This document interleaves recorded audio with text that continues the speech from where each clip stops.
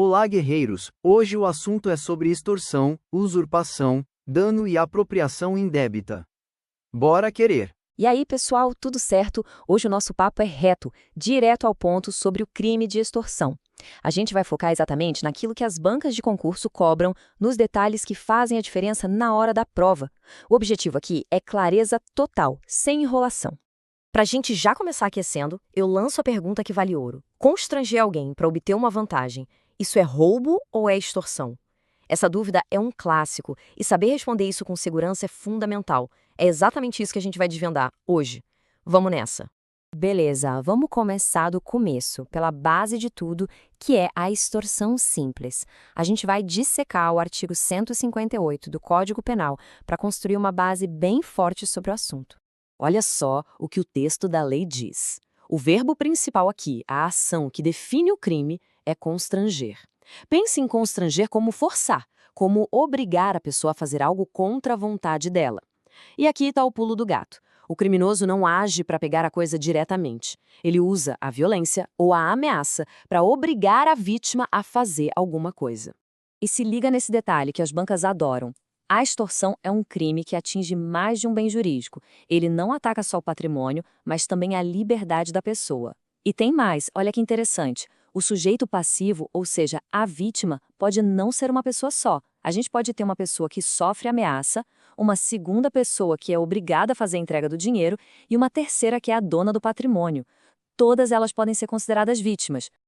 Então, anotem isso com marca-texto, porque é o ponto mais importante de todos.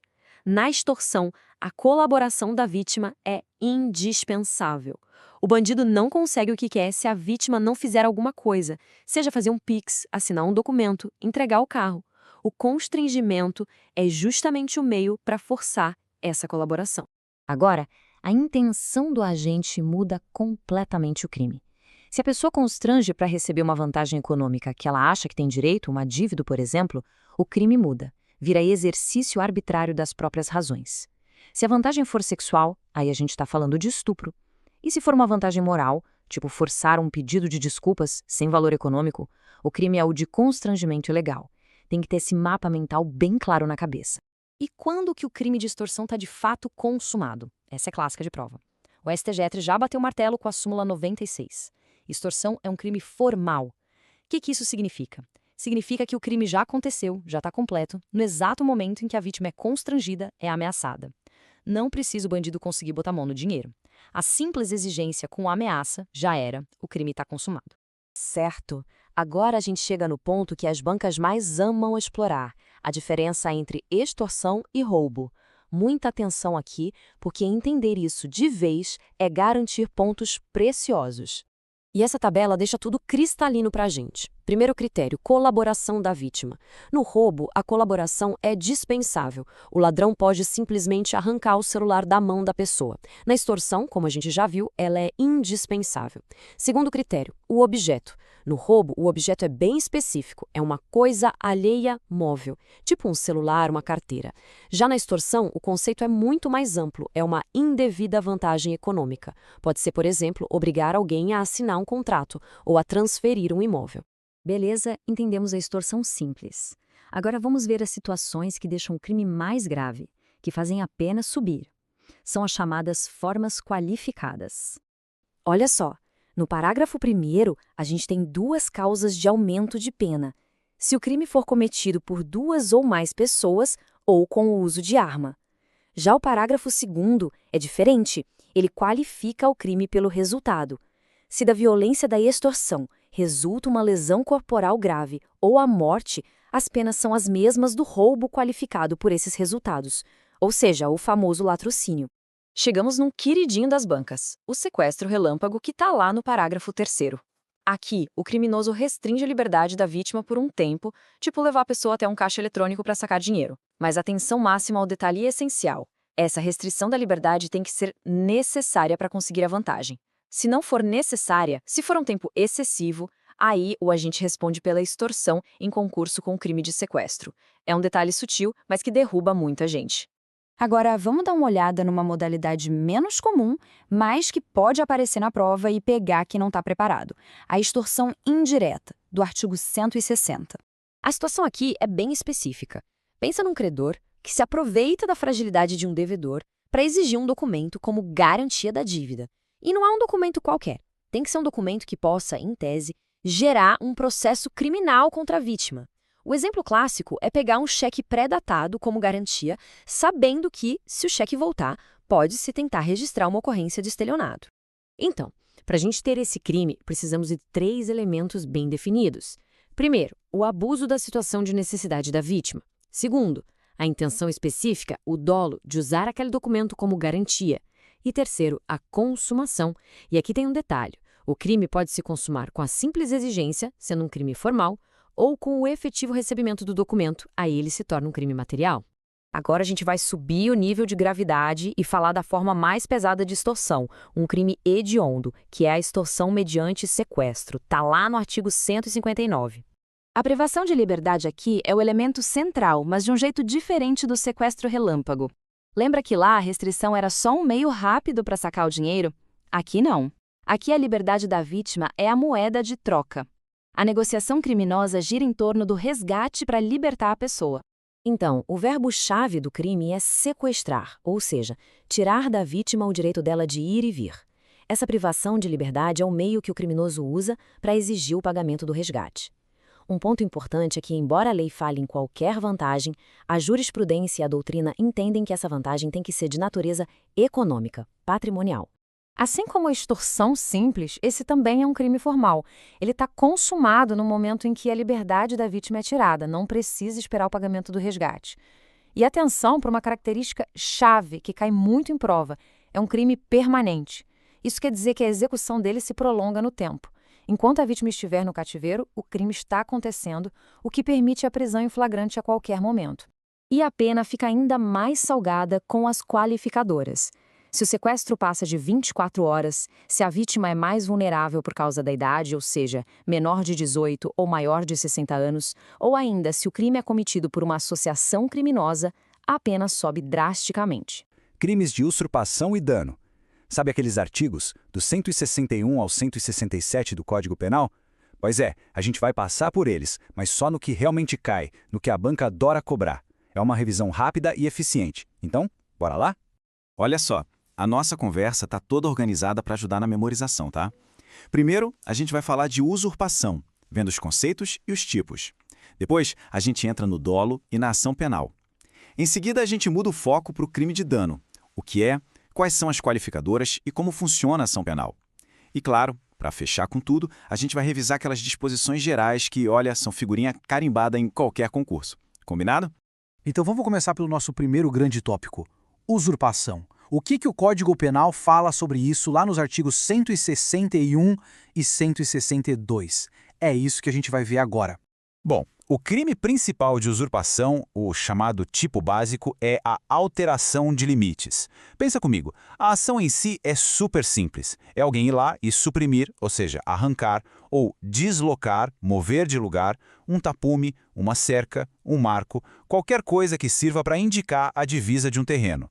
Só que, e aqui está o pulo do gato, não basta só mover a cerca. O ponto fundamental é a intenção do agente. Ele precisa fazer isso com um objetivo muito específico: se apropriar, pegar para si, uma parte ou até o imóvel inteiro do vizinho. Sem essa finalidade, não tem crime. Ok, aí o parágrafo 1º do mesmo artigo traz 2 outras situações que são punidas da mesmíssima forma. A primeira é a usurpação de águas. O nome já ajuda, né? É basicamente quando alguém desvia ou represa águas que são de outra pessoa para benefício próprio ou de um terceiro. E a segunda é o famoso esbulho possessório. O que é isso? É invadir um terreno ou um prédio de outra pessoa com o objetivo claro, a intenção de tomar a posse daquele lugar. Agora, acende o alerta de prova aí. Muita, mas muita atenção num detalhe que as bancas, especialmente a Sebrasp, adoram usar para pegar o candidato. Para configurar esse esbulho possessório que a gente acabou de ver, a invasão precisa acontecer de um jeito específico, ou com violência, ou com grave ameaça, ou, e aqui está a maldade da questão, com a participação de mais de 2 pessoas. Pessoal, se é mais de 2, o mínimo é 3. 3 pessoas. A banca vai colocar na prova 2 ou mais pessoas. E aí? Tá errado, não pode cair nessa, hein? Certo. Ainda falando de usurpação, agora a gente precisa entender o elemento subjetivo, ou seja, o dolo, e também como é que funcionam as regras do processo penal para esses crimes. Vamos ver os detalhes. Olha só, isso aqui é importantíssimo. Lembra daquele crime de alteração de limites, o primeiro que a gente viu? Pois é. Para ele acontecer, não adianta só a pessoa ter a vontade de mover a cerca, o dolo genérico. Não. É exigido o que a gente chama de dolo específico, um elemento subjetivo especial do tipo, ou seja, a pessoa tem que ter a vontade clara, a intenção direta de se apropriar do imóvel alheio. Se ele moveu a cerca por outro motivo qualquer, sem querer pegar o terreno, o fato é atípico, não é crime. Simples assim. E agora, uma comparação que é clássica em prova. De um lado, a gente tem o crime de suprimir ou alterar marca em animais, lá do artigo 162. A ação aqui é só essa: mudar a marquinha no gado.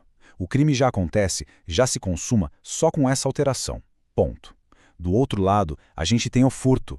Imagina que o agente altera a marca para depois conseguir levar o animal embora, se apoderar dele. Aí a história muda completamente. Nesse caso, a gente vai ter um crime de furto qualificado pela fraude. E o que acontece com o crime de alterar a marca? Ele é absorvido. O crime maior, que é o furto, engole o crime menor. É o famoso princípio da consunção ou absorção. Fica só o furto. Beleza. E a ação penal? Como é que o processo começa para esses crimes de usurpação? Vamos lá. Para a alteração de limites, do artigo 161, a regra geral é que a ação penal é pública incondicionada, ou seja, o Ministério Público age por conta própria. Mas segura aí que tem uma exceção importante. Se o imóvel for particular e não tiver tido violência, aí a ação muda, ela vira privada e vai depender de uma queixa-crime da vítima. Já para o crime de alterar marca em animais, do artigo 162, aí não tem exceção, não tem conversa. É sempre ação penal pública incondicionada. Muito bem, com isso a gente fecha o bloco de usurpação. Agora vamos virar a página e mergulhar no nosso segundo grande assunto de hoje, o crime de dano, que está lá no artigo 163 do Código Penal. Olha, o conceito de dano é bem direto ao ponto. O crime é destruir, inutilizar ou deteriorar uma coisa que pertence a outra pessoa. A grande sacada para diferenciar o dano de outros crimes contra o patrimônio, tipo o furto, está na intenção do agente. No furto, o cara quer a coisa para ele, quer ter uma vantagem. No dano, não. O objetivo dele não é ter um ganho financeiro, mas sim causar um prejuízo para a vítima. A vontade dele, o dolo, é simplesmente de estragar, de danificar a coisa. Pessoal, atenção máxima aqui. Pega o marca-texto vermelho e circula essa informação. Pichação não é o crime de dano do artigo 163 do Código Penal. Isso é um pega-ratão clássico de prova. Pichar um muro, um prédio, isso é um crime ambiental. Está previsto lá na Lei 9.605 de 98. O examinador vai jogar essa casca de banana na prova, é certeza. Não escorrega nela, hein? Bom, o crime de dano na sua forma simples tem uma pena mais leve. Mas a coisa fica bem mais séria e a pena aumenta bastante se ele for qualificado. E quando isso acontece? Em 4 situações. Vamos ver? Primeiro, se o dano é cometido com violência contra a pessoa ou com grave ameaça. Segundo, se for usado substância inflamável ou explosivo. Pensa no incêndio, por exemplo. Terceiro, e esse aqui despenca em prova, quando é contra o patrimônio da União, dos estados, dos municípios, enfim, patrimônio público. E por último, se o crime for cometido por um motivo egoísta ou se causar um prejuízo bem grande para a vítima. Beleza, além desse dano do artigo 163, o capítulo traz alguns outros crimes. Vamos dar uma passada rápida nos artigos 164, 165 e 166. O artigo 164 é curioso. Ele fala sobre o crime de introduzir ou deixar animais em propriedade de outra pessoa sem autorização, claro. Mas o detalhe fundamental, o que define se há crime ou não, está lá no finalzinho do artigo. O crime só acontece se dessa ação resultar um prejuízo real. Ou seja, se o vizinho joga uma galinha no meu quintal e ela não faz nada, não quebra nada, não come a plantação, não tem crime. A simples presença do animal ali não basta, tem que ter um prejuízo comprovado. Sem prejuízo, o fato é atípico. Ok, agora por favor pare tudo que estiver fazendo e preste atenção. Essa informação aqui vale ouro, pode ser o ponto que te coloca dentro das vagas. Os artigos 165 e 166 do Código Penal, que falavam de dano em coisa tombada e alteração de local protegido, eles foram tacitamente revogados, eles não valem mais. A Lei de Crimes Ambientais, lá nos seus artigos 62 e 63, passou a tratar desses assuntos. Então, se a prova perguntar sobre eles com base no Código Penal, a resposta é que eles não se aplicam mais. Cuidado, muito cuidado com questão desatualizada que ainda tenta cobrar isso, tá? E para a gente finalizar o assunto dano, falta só ver a questão da ação penal, ou seja, quem é que pode começar o processo. A gente precisa olhar o que diz o artigo 167. Essa tabela aqui deixa tudo bem claro. Vamos lá. A regra é que a ação penal depende da vítima, ou seja, é privada e precisa de queixa-crime em 3 casos específicos. Quais são eles? No dano simples, aquele do caput do 163, também no dano qualificado por motivo egoístico, lá do inciso 4, e, por fim, naquele crime de introdução de animais do 164. Para todo o resto, ou seja, para as outras formas de dano qualificado, como por exemplo dano contra o patrimônio público, aí a ação é pública incondicionada. O Ministério Público age de ofício. É fundamental decorar essa divisão, ok? E agora, para a gente fechar a nossa revisão com chave de ouro, a gente vai falar das disposições gerais lá dos artigos 181 a 183. Pessoal, esse assunto é importantíssimo porque essas regras se aplicam para quase todos os crimes contra o patrimônio, não só para o dano. E as bancas cobram isso, nossa, cobram demais. Então é hora da atenção total agora.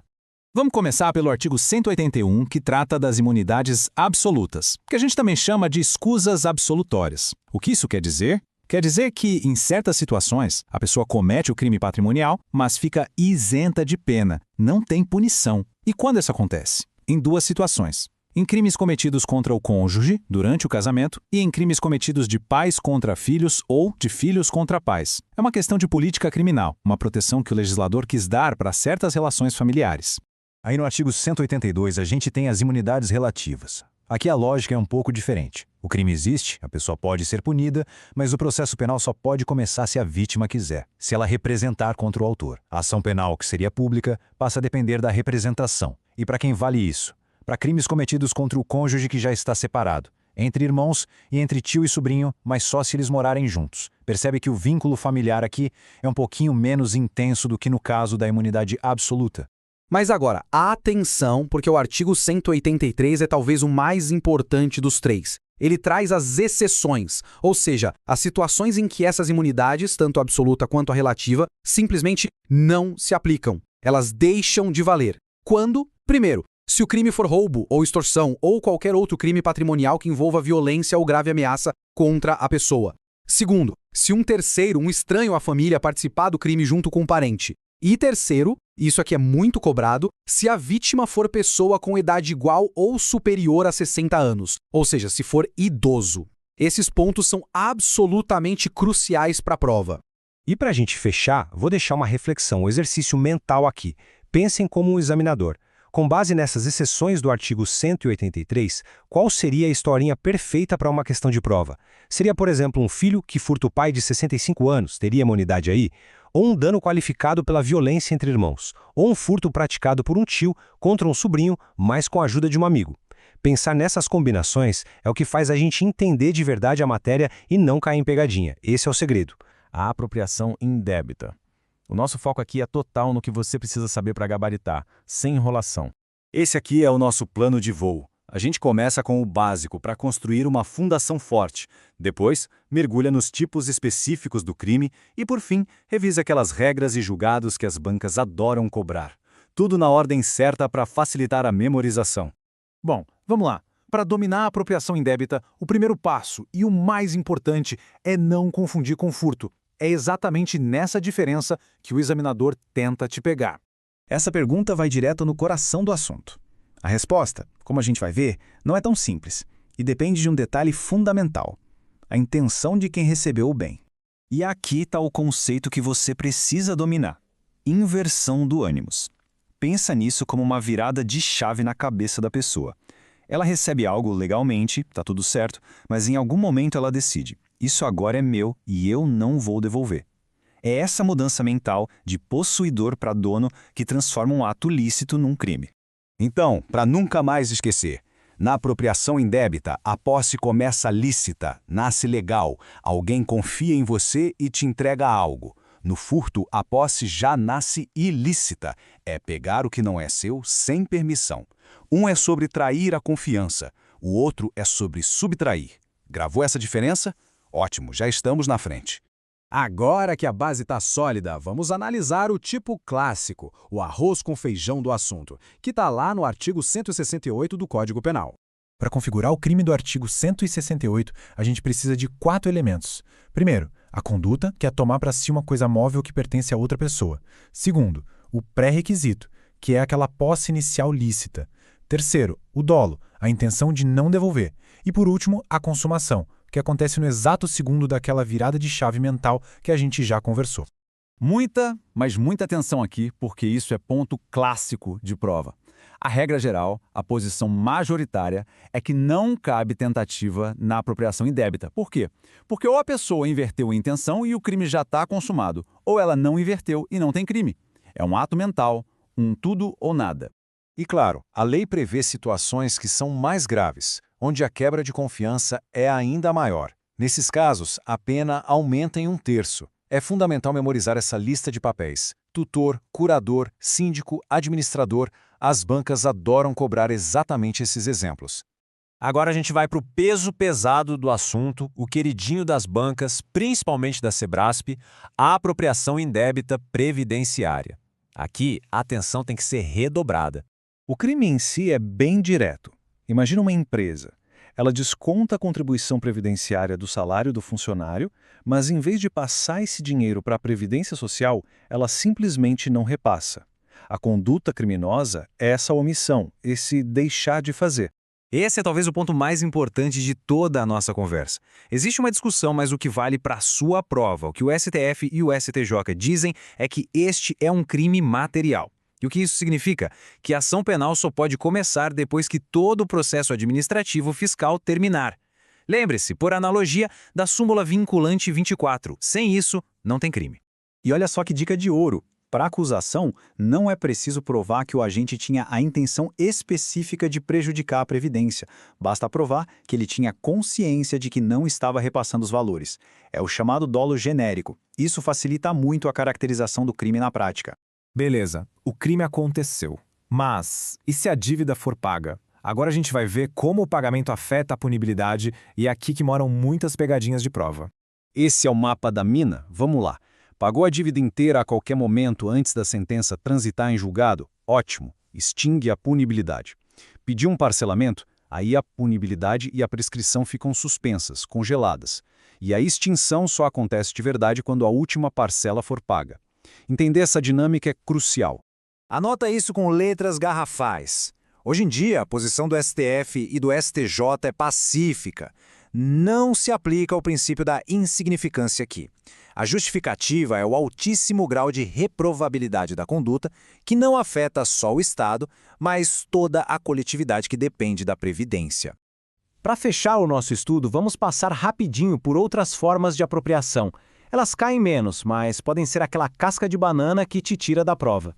Todo mundo já ouviu esse ditado, né? Pois é, ele é o gancho perfeito para o nosso próximo tópico. E aqui vem o complemento jurídico que o ditado popular esquece de contar. Tecnicamente, achado não é roubo, tá certo? Mas pode se tornar o crime de apropriação de coisa achada, lá do artigo 169, se a pessoa não fizer a coisa certa. E esse é o número mágico que define o crime. A lei dá um prazo de 15 dias para quem achou algo perdido restituir ao dono ou entregar para a autoridade competente. Se passar desse prazo e a pessoa ficar com o bem, aí sim a conduta se torna criminosa. E a diferença fundamental aqui é entre coisa perdida e coisa abandonada. Coisa perdida tem um dono que não queria perdê-la. Se apropriar dela é crime. Já a coisa abandonada, tipo algo que alguém jogou no lixo, não tem mais dono. Aí, se apropriar não é crime. A intenção do dono original é o que define tudo. Para finalizar, o artigo 170 traz uma regra geral importante. Ele diz que os benefícios do furto privilegiado também se aplicam à apropriação indébita. Ou seja, se o agente for primário e o valor do bem for pequeno, o juiz pode dar uma bela aliviada na pena. E, para encerrar, este quadro é o seu guia de revisão. Ele condensa tudo o que a gente viu de mais importante, destacando os pontos que as bancas mais adoram cobrar. Use isso para revisar a matéria de forma rápida e eficiente.